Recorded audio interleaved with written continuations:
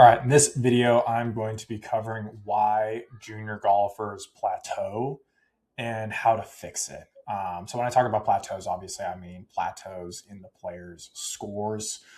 And so it's important to understand why that happens, right? So, odds are your child starts off, they start taking golf seriously at some point, maybe they're 10, 11, 12, 13.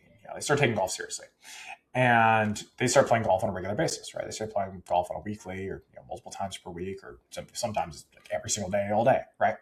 So there's a period of time where they go from shooting, just call it high numbers, 100, 90, something like that, and they are consistently improving, right? Like they're consistently shooting lower and lower and lower scores, and they're making progress, and eventually, at some point, run into a wall. And so in this video, I really want to talk about like why that actually happens. And so what I'm going to do here is a spreadsheet that I give to all my students to really help them understand why they shoot the scores they shoot. And so I'm just going to go model this out here for you. So let's say we got a 15% penalty rate. Let's say we hit 30% of our greens. Let's say we get up and down 10% of the 20% of the time. Let's say we three-putt 25% of the time. Let's say we have like a 5% birdie conversion rate. And then let's say we shoot 95 on average. Let's say that's your starting point for your child, right? And so in this case, we have a lot of stuff that we could go ahead and do, right? So we got a scoring average of 95, and based off of all their statistics, they should have a scoring average of 89. So which means we've got 6 compound errors per round, right? So these are scenarios where we have missed the green on approach, and maybe we're chunking our chip shots, blading our chip shots, don't get out of the bunker, leave it in the bunker multiple times, hit it in the trees, and then hit a tree trunk, make triple. We've got an approach shot, we hit it in the water, right? Things of that nature, right? And so for them, they've got 6 shots right there that essentially boils down to like clean contact around the greens, or pitch out, or don't hit the ball in a water hazard, where it's like they could hit the same number of greens, but that would just be like cutting down some of those compounded mistakes, right? We've got 25% 3-putt rate, right?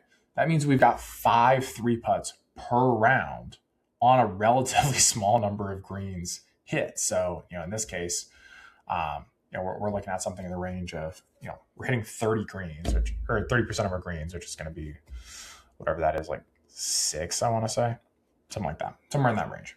All right. So we're 3-putting essentially every green that we hit in this hypothetical, right? Obviously 3-putts includes more than just the greens that we didn't hit, right? It includes all of the greens. And so scrambling, kind of negligent here. We got penalties. We also got 3 penalties per round. A good shot. These penalties are bringing down what this greens regulation would otherwise be, right? So there's a compounded effect here too. So let's just say by sheer hard work and just self-awareness, right? Your child is able to say, hey, we're able to cut down these penalties to 10%. So they're able to get the 3-putt rate down to 15%. And maybe they hit a couple more greens because they cut down that penalty rate. And then maybe they're down to like 87 or something like that, right? So they stop chunking so many of their shots and start getting balls out of the green, right?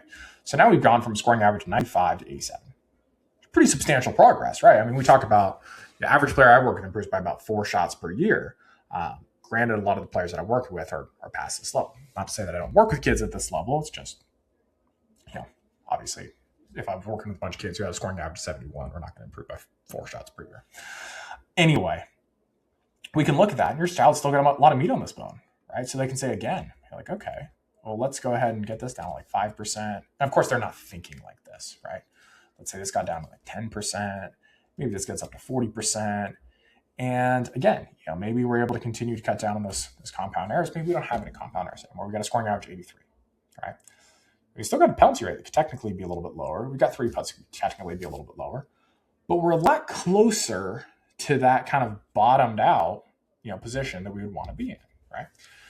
And so it's really important to understand this from the perspective of, as your child improves, there are fewer and fewer things that they can do that are going to have the same impact that they would otherwise. In this hypothetical here, your child's improved by 12 shots. In theory, this could happen over a very short period of time because the fundamental underlying skills are like lag putting, hitting a ball in play off the tee, and not chunking our chip shots or getting the ball out of the bunker. Those are all pretty basic skills, but they have a huge impact on your child's ability to improve.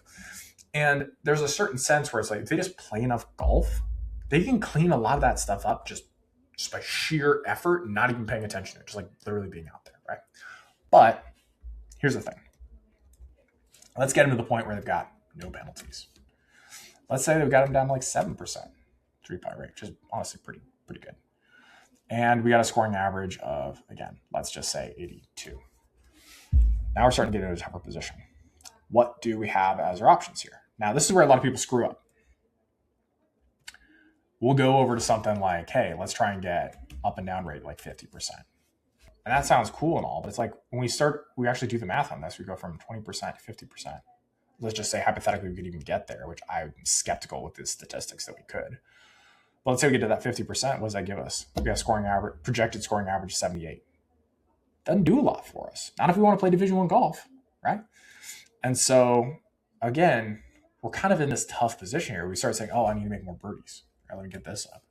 It's like, well, what? Let's say we got all the way to 20%, which would be phenomenal, right? It's like, it still got stuck at a scoring average of 77, right? We're getting up and down all the time. You know, you got a pretty high birdie conversion rate. We're not really three-putting. We don't have balls up and down, so we're stuck, right? And so what we have to do is we have to be a little bit more precise about what's the next move that we take, right? If we just go out there and do random stuff, we're going to get random outcomes, right? And so a lot of cases, players get into this mode. They start saying, oh, I got to take my game seriously. Now we start seeing the coach weekly or more than weekly. And we start trying to change the swing to make it more consistent. And sometimes that plays out. But a lot of the times it's still kind of inconsistent. Maybe it's just better, but it's still inconsistent, right? Sometimes it's good, sometimes it's not good. And maybe that's on a shot per shot basis. One shot they're flushing it, the next shot laying the sod over it, right? Going back and forth. And it's like, well, one day it's all going to click. Now, I've worked with over 100 junior golfers at this point. I have yet to see a single junior golfer where it just clicks. I've looked at thousands of rounds of data. I have never once seen a player where it just clicks indefinitely. There are periods where obviously a player's hitting it better than other times, but I've never once then seen a situation where it just clicks, right? Improvement is an incremental thing that happens over time. And the best way to shoot yourself in the foot, which I see junior golfers do all the time, is think, hey, I'm going to get 10 shots better in one summer. Just doesn't happen. Just not how it works, right? And so that requires a few things, right? First of all, it requires an honest assessment of the player's game, which they're not able to supply and you're not able to supply in all likelihood unless you track their statistics on a regular basis, as in you track everything and you're able to segregate out tournaments versus practice, right? It's not just like one of those things where it's, oh, hey, like we play great in practice and then we struggle in tournaments. And it's like, okay, cool. Well, what are our statistics based off of? Oh, well, they're based off of practice. Kind of useless then. So I want to have as much data as humanly possible to be able to say, okay, here's where we are at objectively, right? And here's what we're going to do with that data, right? So you also have to have the right data points. Like there's just so many stats tools out there, and a lot of them don't have things like as basic as a penalty rate off the tee, which boggles my mind. My recommendation, I use a tool called Draw More Circles. They're phenomenal. But what we get to in this point, right? We got a scoring average. Let's call it E1 here. What we can actually do here, and I know the answer to this already, but just so you guys can see this here. If I move this from 40 to 45, right, 5% improvement, I'm going to improve that score by 0.77 shots. If I improve scrambling from 20% to 25%, I improve my scoring average by 0.54 shots. If I improve from 7% three putts to 2%, that's 0.9 shots. But I think it's pretty hard to get down to 2%. I don't see a lot of players at that, so I'd call it 3%. So that's 0.72 shots, okay? And then if I got birdie conversion rate up by 10%, then that's 0.36 shots, right? So this is where I see players getting screwed up because they think, oh, I need to make more birdies. And it's just like, no, you don't. And like mathematically, no, you don't, right? It's being able to look at all of these things and say, out of all these things that I could do, I can actually say mathematically, the biggest impact is getting greens regulation up. And so that answers one question, right? We need to hit more greens. Wrap our heads around that. Next layer to this is go a rung deeper. How? How do we do that? Just get the golf swing better? Well, we're already trying to do that, right? That's not necessarily that helpful, right? So we need to know, okay, here's big picture statistic here. That's the thing that's going to improve us the most, right? We need to know, okay, cool. Where within that is the easiest place to improve the player's statistic, right? Is there a particular yardage gap where they're not hitting the ball on the green, as well as they ought to, right? And how do you define what they ought to, right? Personally, for me, I like to look at it from the perspective where the biggest drop off is, right? So if I were hitting 80%, 70% of our greens, and we go to like 70%, 30%, that's usually the place to pick up, right? Because it could be as simple as like, hey, we go from hitting a 7-iron, and that's fine, to hitting a 6-iron, it's a disaster, right? So it's like we just get a little bit better hitting our 6-iron. It's going to have a really big impact, right? So that's one avenue, right? That's deliberate practice. We have another avenue here where we can look at strategy, right? We can look at par 3, par 4, par 5. What's our on-green percentages there? Are there any arbitrages, for lack of a better term, that we can look at, right? So par 5s are one of the ones that I reference all the time. If we're able to lay up to a number where we have a higher on-green percentage comparatively to our greens regulation, then we should do that, and we're going to pick up that green per round, right? So this is where, for me, it's like, at a very tactical level, we can improve by this shot per quarter. But it's also, there's a lot of things where it's just like we can get a shot right away if we're able to implement the strategy. Right? Sometimes there's mindset stuff. Just having a little bit of a mental shift of what to expect out of ourselves might cut down on compound errors, might just kind of like lower our general anxiety, might give us a clearer perspective of what we're trying to do, and we're going to be able to execute on that better, right? If I say, I don't care how many greens you hit, versus I say, now I actually do care how many greens you hit, that's going to change the outcome, right? There could be the strategy element, right? Of, hey, maybe we're trying to hit it straight at every single pin, and we're hitting pulls and pushes, and every time we hit a ball, it's falling away from the pin, right? So understanding, hey, here's where my ball should be starting, and here's how much it should be curving, and then practicing that in a structured way on the golf or on the driving range, and then seeing it on the golf course, having that bleed into our alignment, which I see is a really common problem among junior golfers, where we can't align ourselves effectively on the golf course. I see a lot of parents talk about that as well. And so there's so many of these little tiny things that used to not matter for these more broad brush issues, right? Like penalties off the tee, you don't necessarily have to be that strategic about how exactly you're playing. You're just like, I don't want to hit it out of bounds. I can intuitively figure that out. Lag putting, same thing. It's like, well, you could intuitively figure that out. You can get better at making your short putts, right? You can be a little bit more stable with your stroke, right? But some of those more nuanced things are a little bit more difficult, right? To be able to see that stuff. So we have to start measuring what's going on. And then we have to start quantifying, hey, it's getting harder and harder to make this progress. I have to narrow down my focus into one thing that I'm really trying to move. If I move that one thing, great, then I can move on to the next thing, right? So in this hypothetical here, I already know how this math can turn out. I can go to this again, and I can say, all right, well, we got to 45%. What if we got to 50%? We're going to improve by 0.77.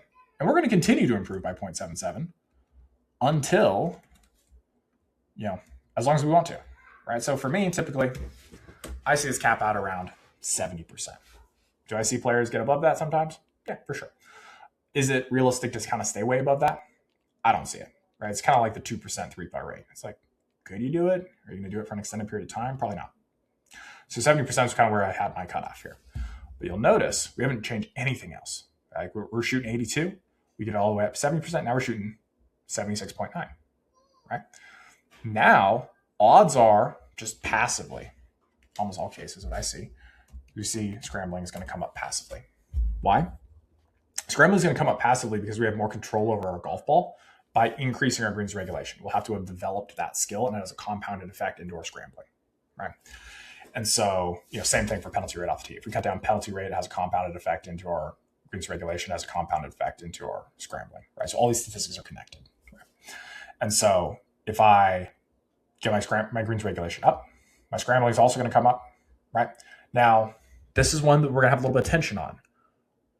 Our total or three-putt rate might come up a little bit because we're hitting more greens. We have more opportunities to three-putt, right? So we have to develop that skill. So to maintain this, technically, three putts has still improved, right? So we have to be working on our putting. I'm not just saying, hey, go put all your focus into one thing, don't practice anything else. I'm just saying, hey, when we're thinking about what do we blow up and what do we just like incrementally improve, or just like practice but don't really pay too much attention to, we want to have our main thing we're trying to move, and then everything else just kind of like exists in the background. We don't think about it. We're still doing it, but we're not blowing it up. We're not going to the drawing board. We're not exercising brain power on it.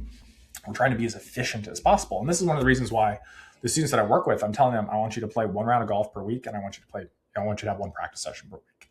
And even if they've got a high academic schedule, it fits really, really nicely for whatever they're doing, because it's about being efficient Not just because obviously, I have limited time, more rigorous our academics are, but it's also like we've got limited brain power as is, right? They can't go out there and focus for 10 hours straight.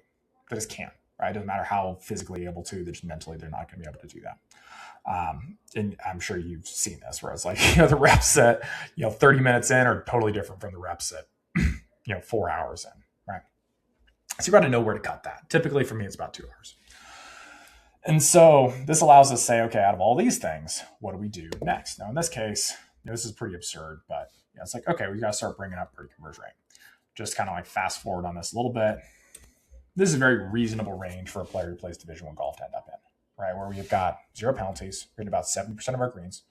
Ideally for boys, we're doing this about 7,000 yards, girls closer to about 6,000, 5,800 yards. Scrambling's 40%-ish. In this case, 3-putting is a bit high, technically for a D1 player, but still reasonable. 25% birdie conversion rate. It's going to be a lot of like make putts from like 10 to 15 feet. Gets a little bit into green reading, aim point, if you're familiar with that. It's definitely a thing to be leveraging here. Now we've got a projected scoring average of 73.3. And if we look at junior golf scoreboard, we're going to have plenty of players in that range, right? So it's being able to prioritize for your child. What's the statistical story for them? And then, how are they strategically going to get these additional greens regulation or get this, improvement in their birdie conversion rate or what have you, and knowing precisely what to do in order to make that happen. Because one thing to look at your own statistics and be like, my kid, they've got these statistics too. Like they need to get 70% as well, right? But it's like, how do you go about doing that, right? Again, are we blowing up the golf swing? In all cases, probably not a great idea. Maybe it is, but probably not. And if it was, and we want to know specifically why we're doing that, right? Is it a contact issue? Is it a shot shape issue? Do we have clarity on how our alignment works? Like what's our theory with our golf swing and how that's supposed to function, right? There's all sorts of like little nuances in here. The long story short, are the source of why your child, is likely stuck if you're watching this video as far as like hitting a plateau or they're getting close to a plateau, is they don't have the numbers behind their game to understand, okay, here's where I can push something and I'm going to get more for comparatively to something else, right? Because what I'm saying in these scenarios here is like, well, if I can improve greens regulation or I can improve scrambling, which one gives me more for the same amount of effort? That's really the game we want to be playing. Is just looking at everything and be like, all right, cool. Where do I get an outsized return for the effort that I put in? And so if you're watching this and, you're operating at a high level, maybe you're a business owner or something like that. Like you understand this very, very clearly. Maybe you're responsible for teams or something like that. Maybe you're in like a managerial level. It's like still understand that like we want to be looking for these points of leverage, and that's where we're going to get stuff out of literally whatever we're doing. In this case, is applied to golf. But it's for your child to understand. It's like, hey, we've got limited time as a resource, right? We've got limited mental bandwidth as a resource. We've got limited ability to focus as a resource. How do we be as efficient with that as possible to be able to get the results that we want to get to, right? And so, in my opinion, that's why I've been able to have success with the students that I've worked with, because I'm operating within those constraints rather than just saying, hey, you just got to work really hard. It's like, you don't have clarity. We're not considering those constraints. We don't have a target. And so, just to give you a little bit more clarity here, I'm also telling the students exactly what to do in their practice, right? So it's not just like, hey, we need to get better at greens regulation, or hey, I want to keep everything else the same. I'm controlling all the variables, right? I'm looking at what they're doing for their entire practice. I'm controlling the exact drills that we're doing. I'm controlling how hard it is. I'm controlling the number of reps. And it allows me to churn out a very consistent result across all the students that I work with. And so, and also as I work with more and more students, the data gets more and more clear, right? I can start to see patterns and trends. When I see something and be like, hey, I want to test this out and see if this works better, I can see very quickly if it works better and then sub it out for everybody, right? So one of the recent things I did with that was a distance drill that I heard about, thought it was a great idea, figured I'd roll it out to some of the students who are struggling in that category. Just boom, their distance shot up through the roof. I was like, all right, cool, everyone's doing this, who needs more distance? And just consistently across the board, it's like plus 15, 20 yards off the tee in a very short period of time. Again, obviously, everybody's different, right? That's just what I'm seeing. These videos are for entertainment purposes, all that stuff. That's just what I see, right? And so I'm able to control all the variables, and I'm able to control strategic and mental adjustments as well. Potentially mechanics if that's necessary. It's not a place that I like to go into, not because I'm not comfortable with it. It's just usually there are other things that are easier. Usually kids have swing coaches, and the only thing worse than bad information is too many people saying different stuff and the kid doesn't even know what to commit to, right? Rather we commit to something bad than nothing at all, right? Or we've got too much like chaos. So And then we're just updating this. We're measuring, hey, are we actually trending in the direction that we want to trend? We're measuring the main statistics that we're trying to measure here. And we're able to say, hey, I said I was going to do this in practice. I said I was going to do this practice here for this period of time, right? And I was getting these results. And now I'm getting these results, right? That's what really is what I'm looking for, right? So I can say, hey, that's progress, right? And is it progress at the rate that we want? That gets into long-term pacing and stuff like that, which might be relevant. I've got other videos on the channel that go through that specifically. But if your child's stuck in a plateau, this is exactly what they need to be able to do to get out of that plateau. Because not only does this help them get better, right? It also gives you perspective on how much is it reasonable to get better month over month, right? It allows them to commit to whatever that is. So you can actually do the micro work. And even if they don't get better, guess what? You also figured out what didn't work. You did something, it didn't move the needle. You can go back to the drawing board and refigure it out. Versus if you just sit on it for months or years and be like, yeah, they've been stuck for like last year. I'm just like, what are you doing? Right? What are we doing to change that? Right? And so if you're in that position, you want help changing that, there's an application where you can fill out to work together. If that's something you're interested in, if you think this would be helpful for your child, there'll be a video that you can watch that'll just kind of walk you through how my program works, what my approach is. And then again, you can fill out the application, make sure your child's in a good spot where I have a high probability of being able to help them, schedule a call, make sure everything makes sense for your child, answer all your questions. At the end of the day, as you guys can see, I want to have a lot of clarity for you guys. I want to make sure you guys understand what we're doing, why we're doing it. That way we can just focus on the process. There's no hype in that. It's just going to be underwriting. Like, hey, here's where your child's at. Here's where we're trying to get to. Is that reasonable? If I feel like it's a little bit of a stretch, I'm going to be able to quantify that and be like, hey, instead of improving by 4 shots per year, we need to improve by 6 shots per year, whatever the case is. And then you can assess whether or not you want to take on that respective risk. So for the most part, I'm talking about players playing Division I golf. Obviously, this process will work for anyone trying to get better. It's just that's where I tend to find people being the most serious about this. And so, if your child's somewhere in that 12, 13, 14, 15 range and they want to play Division I golf, then this is the process that they need to apply. That's going to have a high probability of working. So again, hopefully this is helpful. If you're interested, application below. And hope you guys enjoy some other videos on the channel as well, going through tournaments, practice, statistics, all stuff like that. That's something you're interested in. Again, other videos on the channel you can check out to do deep dives into those as well. All right, talk to you soon.